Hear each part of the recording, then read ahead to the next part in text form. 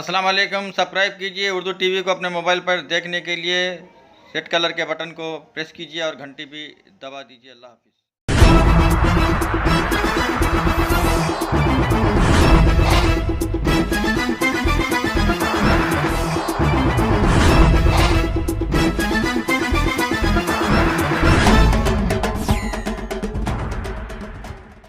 अस्सलाम वालेकुम रहमतुल्लाहि वबरकातुहू। नाज़रीन, आप देख रहे हैं उर्दू टीवी न्यूज़ चैनल। मैं हूं आपके सामने रफ़ीक नूरी, सीनियर जर्नलिस्ट।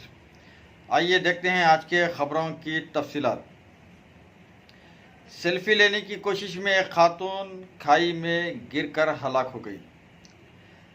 तफसीलात के बमूजिब रियासत महाराष्ट्र के ज़िले रायगढ़ माथेरन हिल्स में आज सेल्फी लेने वाली खातून खाई में गिरकर हलाक हो गई। ज़िले एसपी संजय पाटिल ने बताया है कि 33 साल खातून सितारा चौहान का ताल्लुक़ दिल्ली से था। वो अपने शौहर और 3 बच्चों के साथ तफरीह के लिए यहां आई हुई थी। लोसियान हिल्स के पास वो तमाम सेल्फी ले रहे थे कि खातून 500 फीट बुलंदी से खाई में गिरकर हलाक हुई।